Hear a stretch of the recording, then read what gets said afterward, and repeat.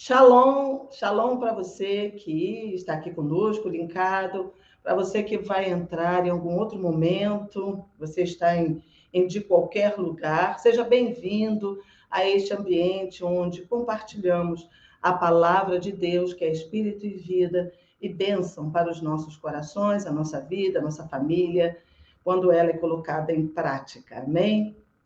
Então, abra o seu coração para receber de Deus aquilo que o Senhor tem para nos dar. Vamos orar? Bendito seja o teu nome santo, ó Deus, por esse momento em que estamos aqui compartilhando a palavra que transforma, a palavra que é uma pessoa, a quem amamos, adoramos, Jesus Cristo de Nazaré. Que seja um tempo de bênção e de frutificação na vida de cada um, em nome do Senhor Jesus, e agradável a Ti, Senhor, a nossa meditação, e as palavras que saem da nossa boca venham inspiradas de Ti. A Ti toda a nossa adoração e glória, em nome de Jesus Cristo. Amém e amém. Abra a palavra, queridos, em Eclesiastes 1. Eu vou ler do versículo 1 ao versículo 10. Eclesiastes é um livro que faz parte dos livros de sabedoria, escrito, este é pelo rei Salomão. Então, vamos lá? Palavras do pregador, filho de Davi, rei em Jerusalém. Vaidade de vaidades, diz o pregador, vaidade de vaidades, é tudo vaidade. Que vantagem tem o homem de todo o seu trabalho que ele faz debaixo do sol? Uma geração vai e outra geração vem, mas a terra para sempre permanece. E nasce o sol, e põe-se o sol, e volta ao seu lugar de onde nasceu. O vento vai para o sul e faz o seu giro para o norte. Continuamente vai girando o vento e volta fazendo os seus circuitos. Todos os ribeiros vão para o mar, e contudo o mar não se enche. Para o lugar para onde os ribeiros vão, para ir, tornam eles a ir. Todas essas coisas se cansam tanto que ninguém o pode declarar. Os olhos não se fartam de ver, nem os ouvidos de ouvir.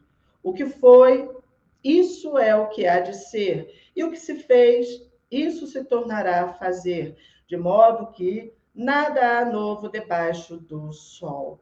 Alguma coisa de que se possa dizer, vê, isso é novo? Já foi nos séculos passados, que foram antes de nós. Que o Senhor abençoe a leitura da sua palavra. Amém? Queridos,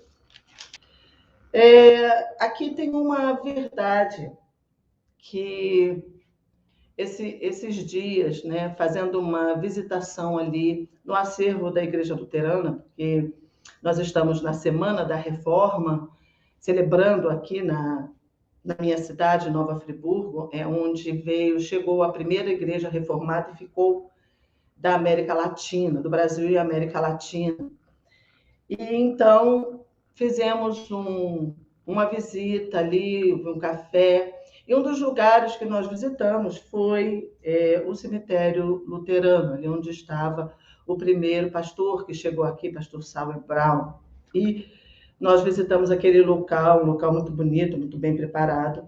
E ao olhar ali aquele local, aquele cemitério, exatamente essa passagem, né? Essa sensação, essa verdade saltou. Nós passamos e a terra fica. Gerações e gerações estão ali. Viveram o seu tempo aqui na Terra. Nós estamos peregrinando aqui na Terra, né? Falamos sobre isso em outros momentos. E nosso tempo aqui, nossa vida é muito rápida.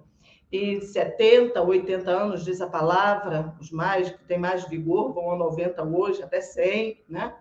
Mas o que são 100 anos? Com todo o potencial que nós recebemos de Deus e que nem podemos usar e desenvolver tudo. Somos envolvidos em tantas circunstâncias e tantas situações. E ali ficou bem, bem claro assim que a terra fica, a terra é do Senhor, a sua plenitude. o mundo e os que nele habitam. Mas nós passamos. A vida é limitada. Então, nós temos uma vida breve, nós temos uma vida que a Bíblia fala assim que nós voamos, né? A vida é tão leve, tão breve. Nós voamos, né?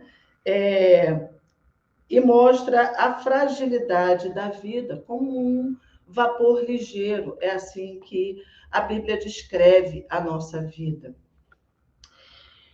Em Jó 14:1, foi até um versículo que a minha mãe me chamou a atenção uma vez, né?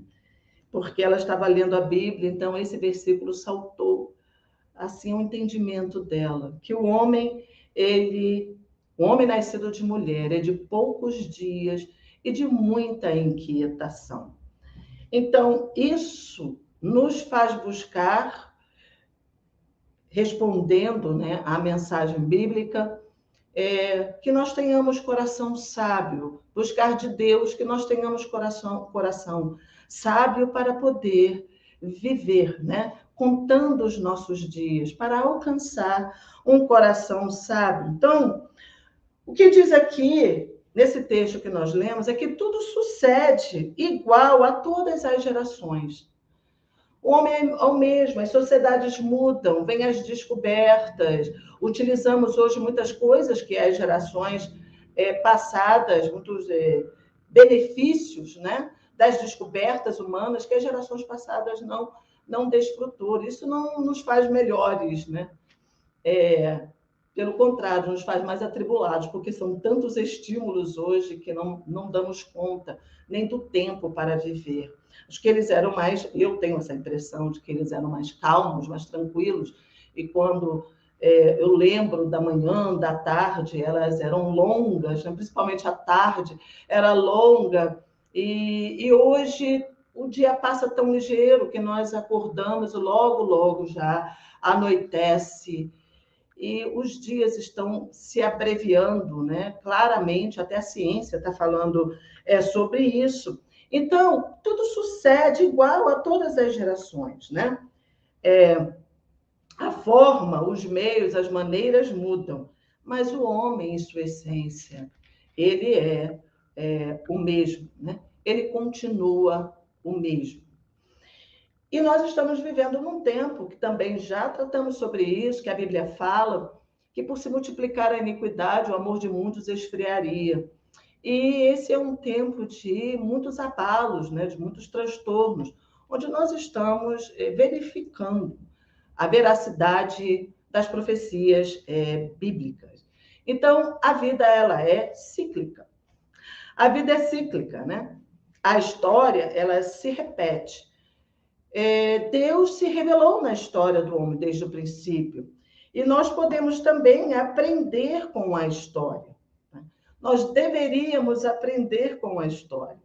Mas alguém já disse que quando nós envelhecemos, nos tornamos sábios, aí os jovens não querem ouvir os que os idosos têm para falar, né? E vão repetindo os mesmos traçados da vida.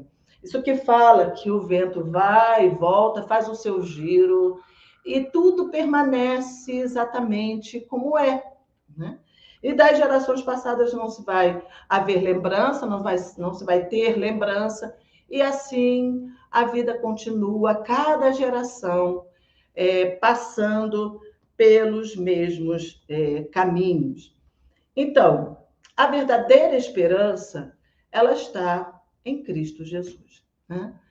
Isso é o único caminho onde Deus trouxe um libertador. Eu costumo dizer que essa impressão que eu tenho, que a Terra é uma grande prisão estelar. Eu gosto muito de filmes que mostram o espaço, né? Então eu vejo a Terra como uma grande prisão estelar, né? Aqui nós estamos presos nesse lugar por causa do pecado, né? Tudo foi limitado em nossa vida.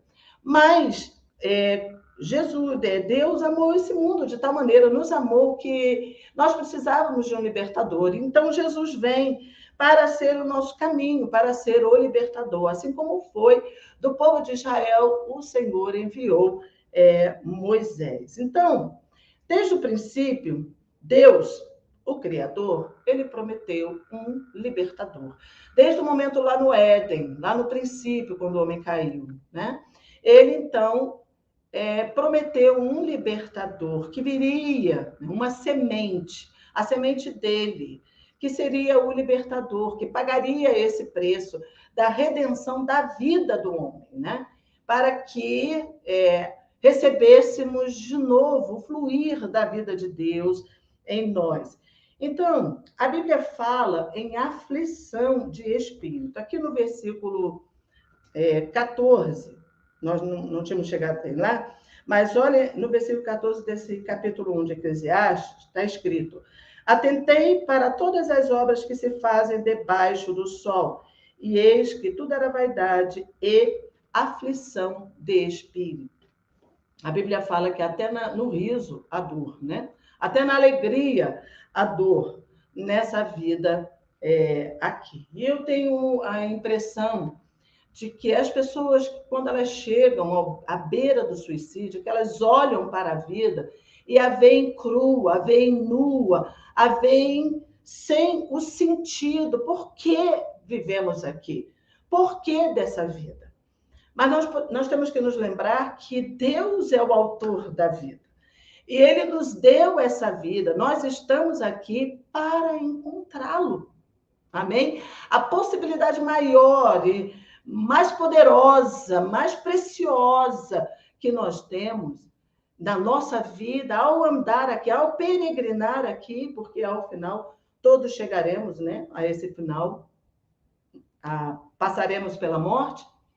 A possibilidade é encontrar Deus. Então, coloca isso no seu coração, a grande possibilidade da nossa vida é que podemos encontrar Deus, reencontrar-nos com o Criador, né? Reencontrar o Senhor, ter um relacionamento, e foi esse o desejo de Deus para nós, quando Ele enviou o libertador para nos tirar desta aflição. Jesus disse, não acumulem tesouros na terra, estejam satisfeitos com o que vocês têm.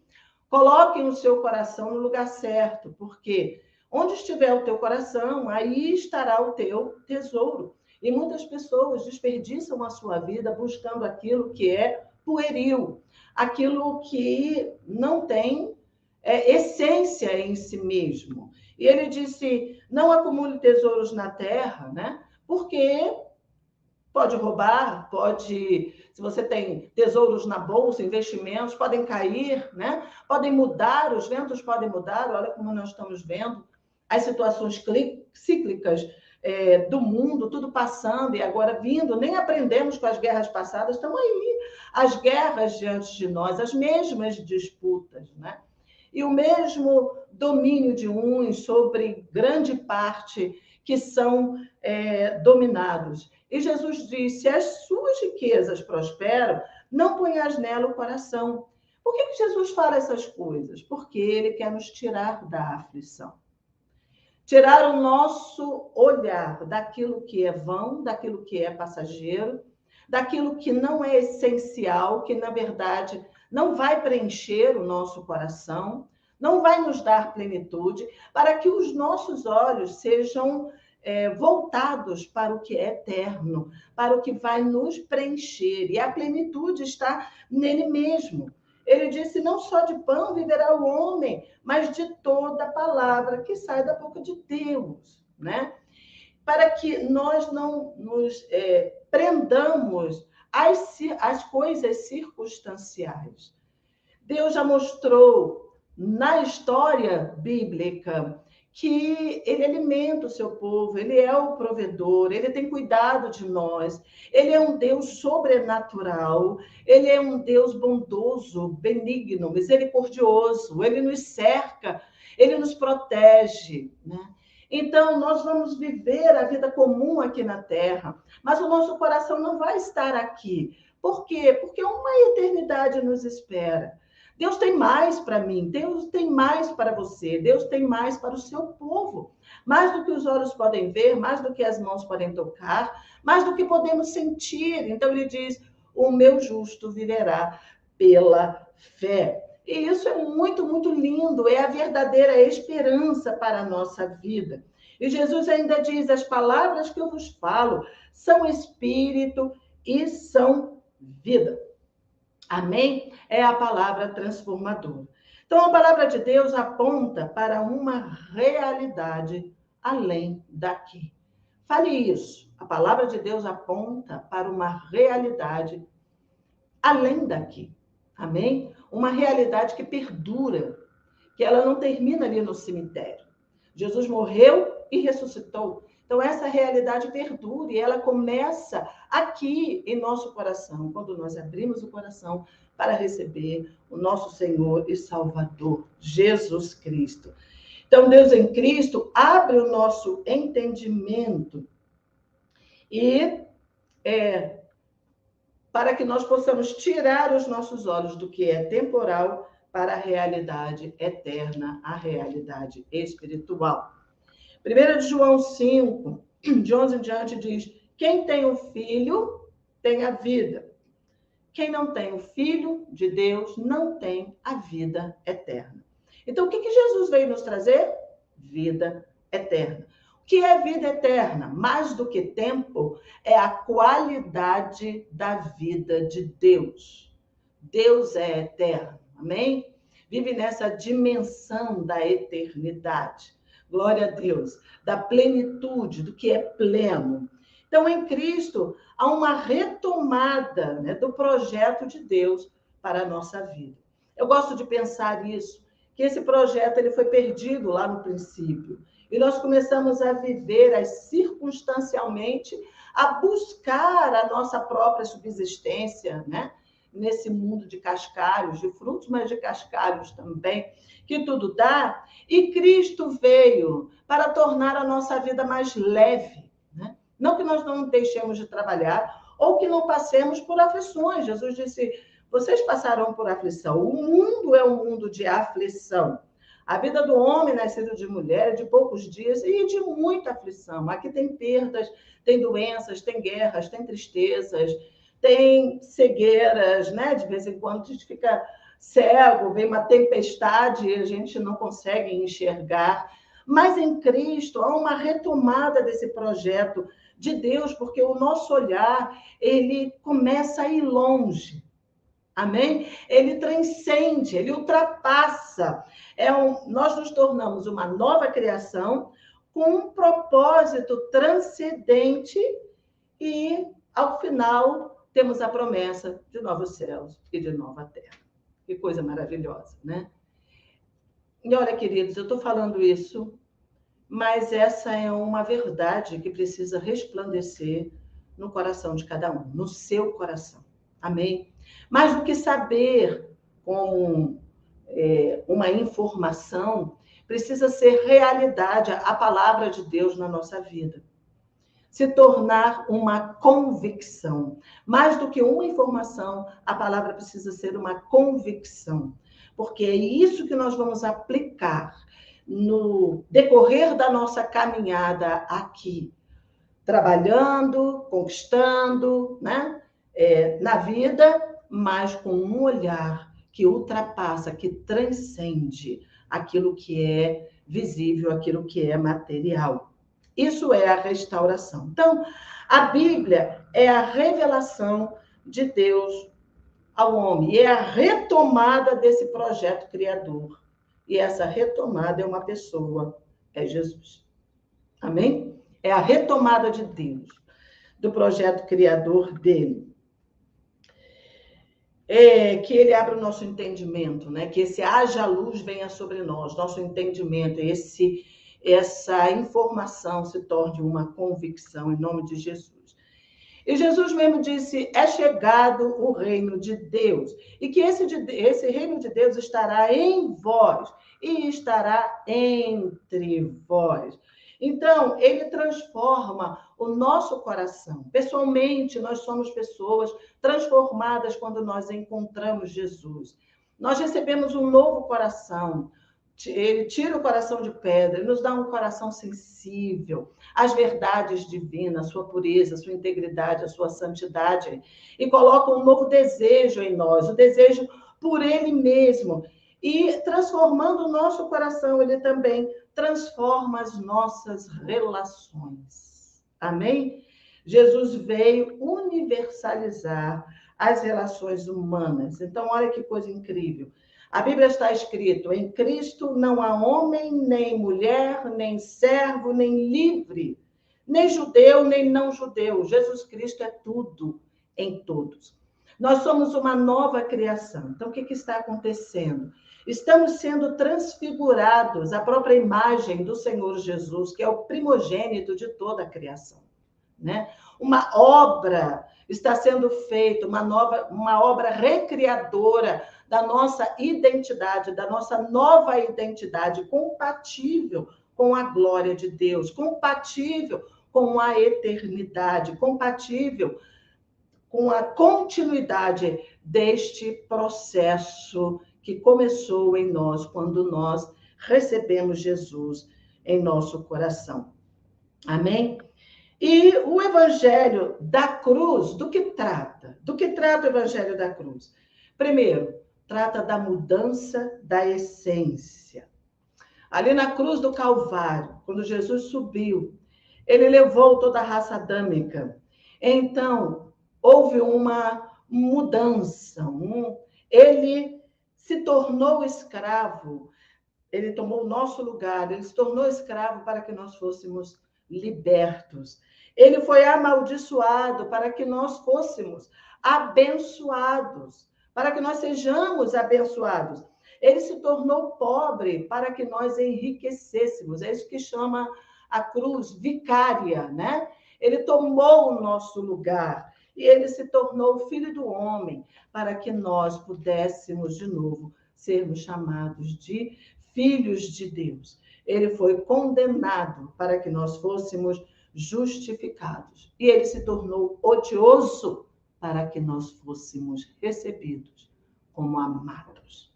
Então você é amado de Deus, filho de Deus, se Jesus vem habitar em seu coração. Se você tem esse encontro com o Senhor, ele está à porta e bate, né? Ele diz: eis que eu estou à porta e bato. Se abrir a porta do seu coração, abra a porta da sua vida. Eu vou entrar, cear com você comigo, fazer uma aliança. Eu vou levar tudo que não presta. Ele levou na cruz do Calvário. E agora, uma nova identidade está sendo formada em nós. A identidade da bênção, a identidade da liberdade, a identidade plena do Filho de Deus.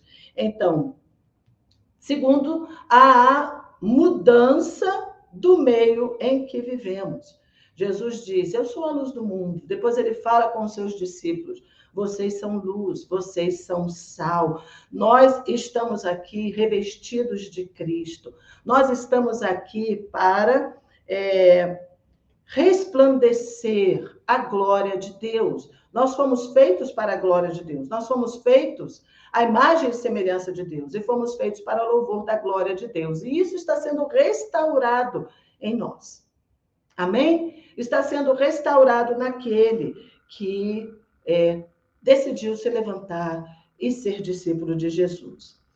Agora, nós somos institucionais. Então, o que acontece?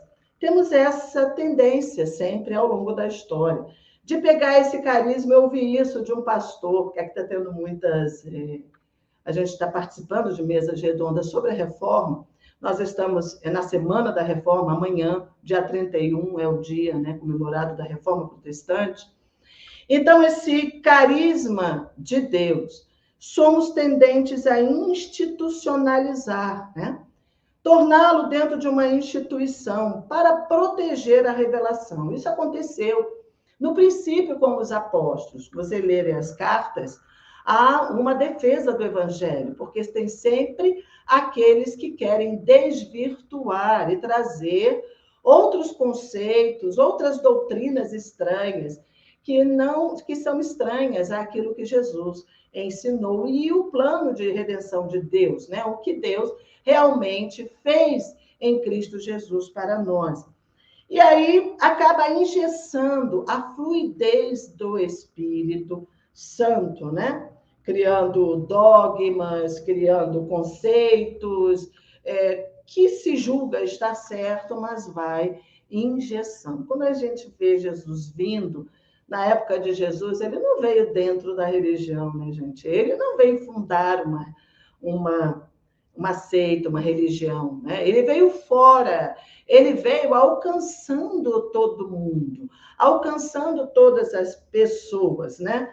E as instituições, elas acabam se organizando, na verdade, pelos iguais, pelos mesmos interesses, né? E banindo os diferentes. Nós temos essa dificuldade. Alguém já falou assim, olhando para uma floresta, que se deixasse nas mãos do homem para reflorestar tudo, tirar e fazer de novo, ia ser as maiores aqui, as menores aqui, né? As pequenininhas lá. E quando você olha, você vê toda a diversidade convivendo juntos, e essa está a beleza. Quando olhamos para os céus, vemos aquela confusão de estrelas. Aí dividimos em constelações aqui, aquela parece uma constelação que parece um leão, aquela constelação que é a ursa. Então, vamos refazendo, né, as nossas estéticas, né? Mas quando olhamos a beleza do céu, todo estrelado, nós vemos que tem maiores junto com menores, e duas juntas, daqui a pouco um espaço, umas três lá. Há uma diversidade que juntos formam a beleza da criação.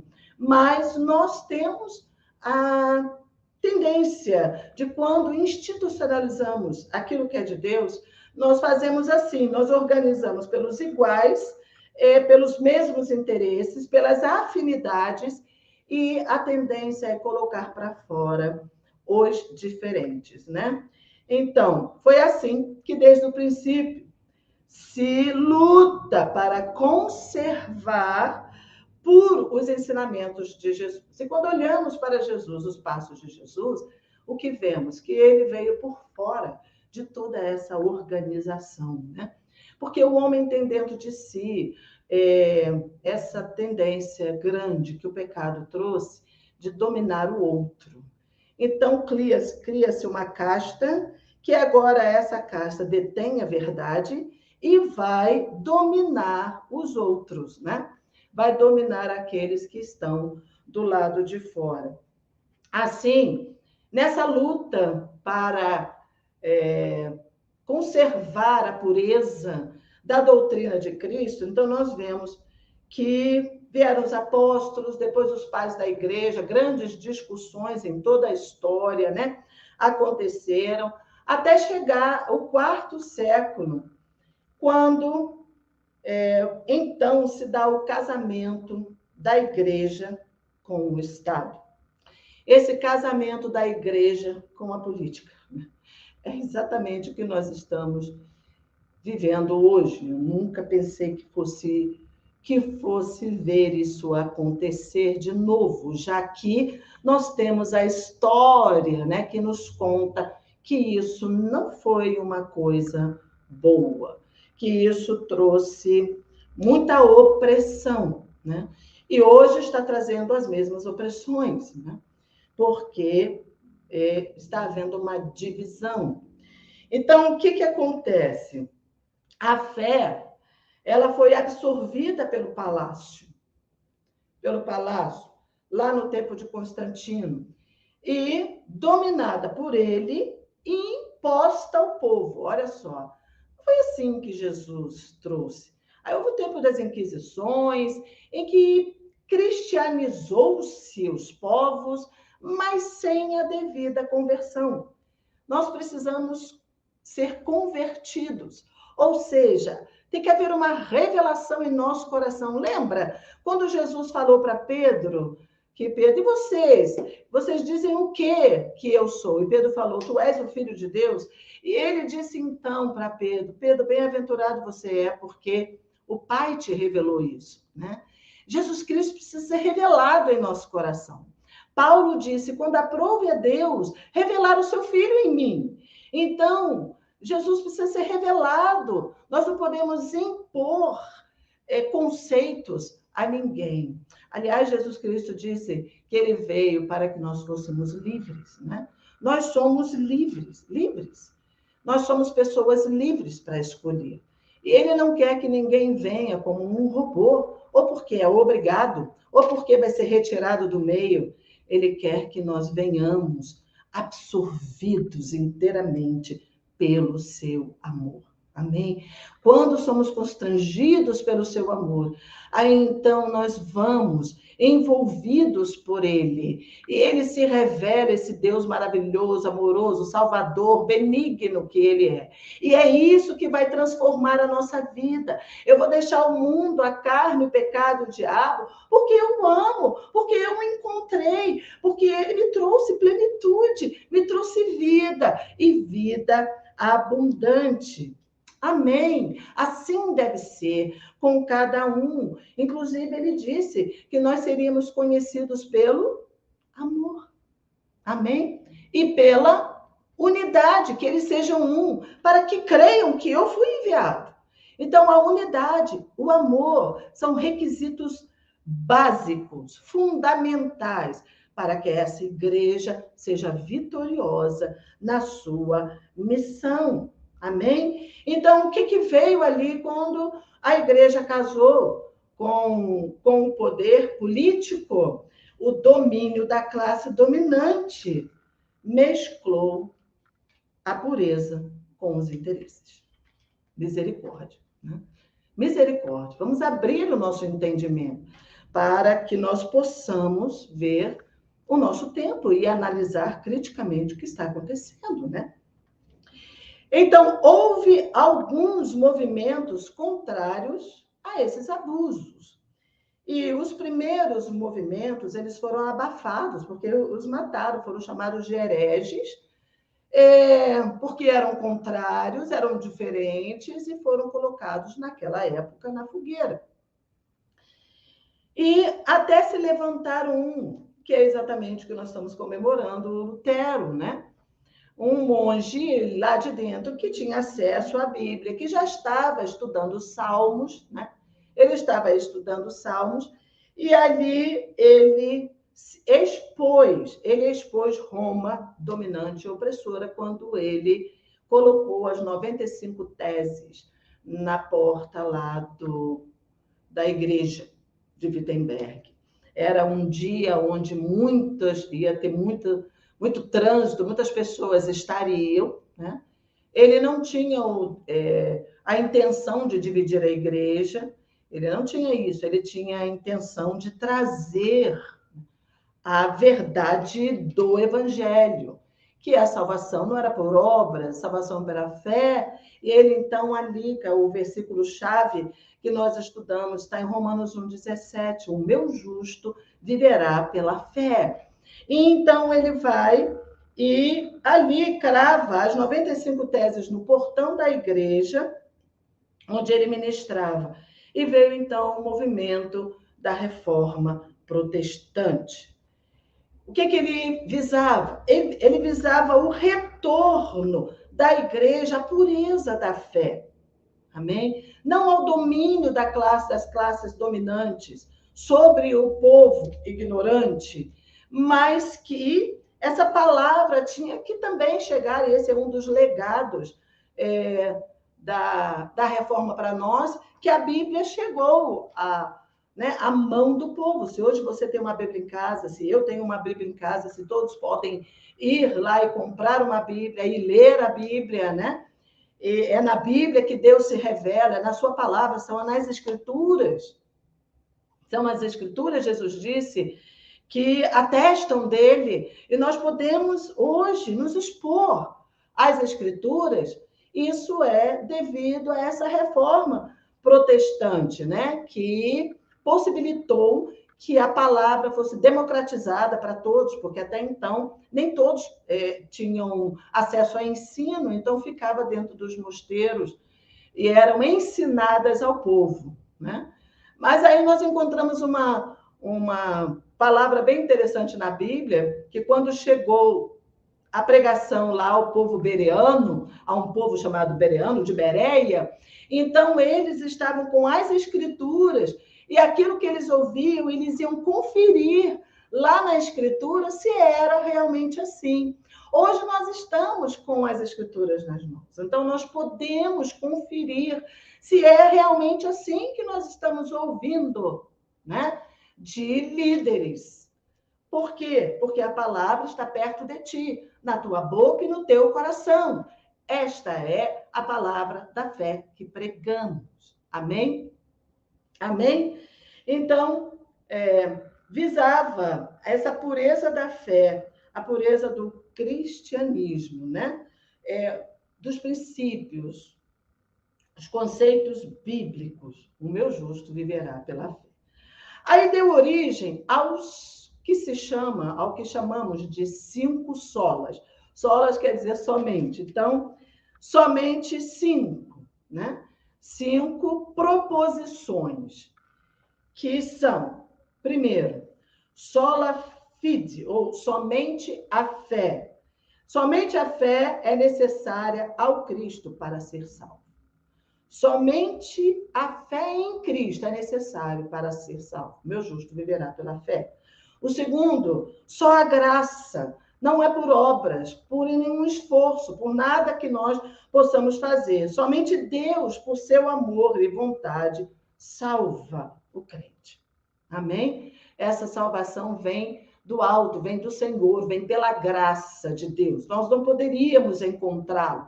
Então a palavra diz: buscar-me-eis e me achareis. Quando você me buscar de todo o coração, eu vou me revelar para você. Amém? É uma revelação de Deus para nós. Aliás, Cristo é a revelação de Deus para nós, do Pai. Terceiro, somente a Escritura. Somente a palavra de Deus é a autoridade para a organização da doutrina da igreja. Amém? Paulo, ele advertiu que chegaria um tempo em que teriam outras doutrinas, né? O parâmetro para que possamos estar juntos é a nossa fé na autoridade da palavra, das escrituras. É ali que Jesus disse: são as escrituras que atestam de mim. Vocês têm que examinar as escrituras, porque são as escrituras que vão atestar sobre mim. Então, a autoridade das escrituras sagradas. O quarto, somente Cristo, só Cristo salva. Não há outro mediador entre nós e Deus, né? Só Ele nos liga a Deus. É a cruz do Calvário que propiciou isso, que abriu essa possibilidade de nós termos esse encontro com o Criador de novo, amém? Ele nos liga ao céu, ele é o único mediador, não adianta colocar outros nomes, a Bíblia só atesta ele. Ele é o mediador entre Deus e os homens. Em 1 Timóteo 4,17 diz isso, você vai lá e atesta isso também, lá em Atos fala, não há outro nome debaixo do céu, outro nome é dado debaixo do céu, pelo qual importa que sejamos salvos. E o quinto, só a Deus a glória. Somente a Deus toda a glória, pois tudo vem dele, se mantém por ele e voltará para ele. Amém? Só a Deus a glória. A Deus damos glória. Nós existimos, nós nos movemos nele. Somente nele, tudo vem dele, tudo volta para ele. E todo o universo se mantém por causa da sua palavra criadora. Ela não falha, ela não pode falhar, amém? Todo o universo, toda a criação está impregnado do seu amor, da sua graça, do seu perdão. Então, somente a ele a glória. Amém? Eu vou repetir. Só a fé, só a graça, só a escritura, somente Cristo é o mediador e a Deus toda a honra e toda a glória. Então, queridos, Recapitulando, nós temos lições. Quais as lições? Primeiro, o perigo de se erguer uma igreja político-partidária. A igreja é suprapartidária, ela está acima de quem governa aqui, nessa terra, né? Nós pertencemos ao reino de Deus. E se nós tomamos um partido, o que vai acontecer? Nós vamos fechar os olhos para os erros, para defender uma proposta de poder. Segundo, a palavra de Deus se consolida na vida do cristão pelo amor e pela prática. Amém? É o amor e a prática, é a vivência dessa palavra, que ela vai ser pelo serviço, que ela vai se consolidar. A Bíblia diz que a religião é levar a prática de Cristo às viúvas, aos órfãos, aos pobres, aos aflitos, aos necessitados. É a prática da compaixão. Jesus olhou para o pobre. Qualquer coisa contrário a isso está fora da prática da palavra. Jesus disse, todas as vezes que fizeste a um pequenino, estás fazendo a mim. Amém? A religião pura, diz a Bíblia, é visitar as viúvas e os órfãos em suas tribulações. Então, o Espírito do Senhor está sobre mim, pelo que me ungiu para evangelizar aos pobres, foi Jesus disse, para abrir os olhos aos cegos, para consolar os tristes. Amém? Os quebrantados, os presos, os aflitos. Jesus veio como um consolo definitivo para toda a aflição que nós possamos ter aqui nessa terra. E que a lição do movimento da reforma nos leve ao lugar onde Cristo nos colocou, nos comissionou, amém? Ser proclamador da verdade das Escrituras Sagradas, e não só proclamador, mas ser uma testemunha poderosa do Senhor, amém? Transformados e transformadores, uma testemunha poderosa da ressurreição de Cristo em nossa vida. Querido, abra o seu coração e recebe essa palavra. Vamos buscar voltar à pureza do Evangelho, a seguir Jesus, nos passos de Jesus, da forma de Jesus, olhar para Ele, porque olhando para Ele, nós seremos iluminados. Deixa a palavra entrar em sua casa, erga um altar ao Senhor em sua casa. Deixa que a luz e a glória do Senhor encha toda a sua vida, sua casa, seu coração, sua família, porque Ele vai cuidar das suas gerações. Em nome de Jesus, até aquele dia em que nos encontraremos com Ele na glória. Amém? Vamos orar? Bendito Deus, eu quero abençoar nesse dia cada um dos ouvintes que estão aqui ligados, Senhor. Suas famílias, que haja libertação, cura, restauração, Senhor, que possam ouvir a Tua voz e ter um encontro poderoso com o Senhor, nesse lugar de aflição, de dor, de desertos que podem estar passando. Cerca-os com a Tua benevolência e graça, traz consolo, conforto, ó Pai, que vem do trono da graça, encha essa vida da tua glória, em nome de Jesus Cristo. Obrigado pela tua palavra, que é espírito e vida. Obrigada pelo teu amor derramado em nós. Obrigado, meu Deus, por todo esse movimento da reforma, Pai, que veio lá da Idade Média, lá, Senhor, e hoje nós vivemos os benefícios disso, mas também pedimos que abra o nosso coração, o nosso entendimento, para que não caiamos nos mesmos erros, em nome de Jesus Cristo. Ó Deus, te adoramos e te bendizemos por tudo. E a ti damos toda a honra, glória, louvor e toda a nossa adoração. Pedindo a tua bênção sobre a nossa nação, Senhor. Nosso estado, nossas cidades e todas as famílias da terra. Em nome de Jesus. Amém e amém. Aleluia. Glória a Deus. Queridos amados, dê um like. Dê um like aí agora, compartilhe essa mensagem, né? Comente também para que ela chegue ao maior número de pessoas. Hoje é dia 30, já terminou a eleição, que o Brasil seja abençoado por aquele que subir em nome de Jesus e esteja nas mãos do Senhor para fazer um governo justo que contemple a todos da sociedade, a todo o povo brasileiro. Amém? Vamos receber a bênção? Que Yahvé nos santifique em tudo e o nosso espírito, alma e corpo sejam conservados íntegros e irrepreensíveis até o dia de Cristo. E que essa graça maravilhosa do Senhor Jesus Cristo, o grande e eterno amor de Yahvé, o nosso Pai, e as doces consolações e a comunhão do Espírito Santo esteja com todos nós, esteja com você, na sua casa, na sua família. Seja uma semana abençoada, frutífera, em nome de Jesus. E todo o povo de Deus diz amém e amém. Até a próxima.